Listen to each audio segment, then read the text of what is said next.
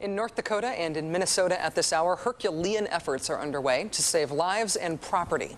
The Red River is the boundary between North Dakota and Minnesota. North Dakota's largest city, Fargo, is right on its banks. The National Weather Service says that within the next couple of days, the Red River is set to rise beyond the record flood level set in 1897. We didn't want this to happen.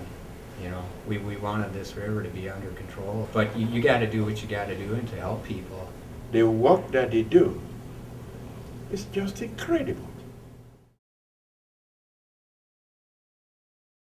We actually have an emergency contact center at MSUM. Our folks helped set all that up.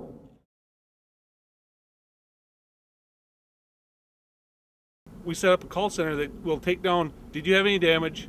Are you okay, right? Do you have any contacts? Do you need any help? What do you need? They take all the information down. That way we have a record of exactly what's going on. You call, you get all the information down, and then if you need help, it gets you automatically onto the list of services. The information was so much that it started to get confusing, and they kind of turned into an information center. We were the friendly voice at the other end. It wasn't a recording, it wasn't a please press 1 or please press 2, it was a person. And we were calling in volunteers. We had about 42 volunteers at that time. And they were answering the phone as fast as they possibly, as soon as they put it down, next call, they're picking it back up, and it was constant.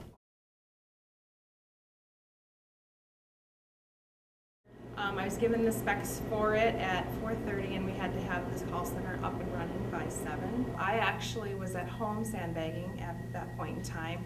I came in and we put together a little web application that when the caller called in, they would get their name and their phone number, and then they'd ask them if it was just a flood question in general or if they're actually evacuating their home. So then that information was given then to Moorhead Public Service so that they could make sure they had all the information they needed. We were out sandbagging and building and structuring things to try and protect all of our neighbors also. We work till midnight nearly every night. I have my phone on. My phone pages me whenever there's an issue here. I had numerous calls from fellow technicians who were here putting together the Emergency Operations Center to say, okay, we need to have this kind of access and make sure that they had everything that they needed. And I assured them that they could call me anytime.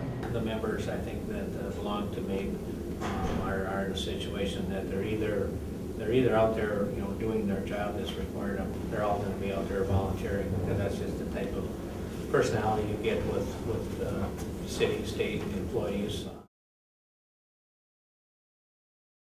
Everything we did, it came together thanks to everyone that was involved. And it's just, man, you hear that phone ring and then you hear another one ring and you're helping people instantaneous. It's just the greatest thing in the world. I love doing this work.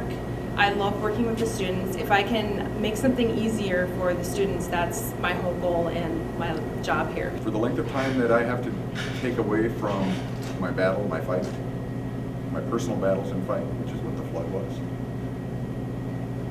it's well worth that expense to make sure that things here that also affect a great many people than just me. That's just, take care of business. We actually had a gentleman stop in today who said a few days ago he called just to let us know he was home, and we were very nice. He found out where we were at and he decided to come in and bring pictures and just to thank us in person for the job that we had done. They are always available to us as faculty. They are available to students. The work that they do is just incredible.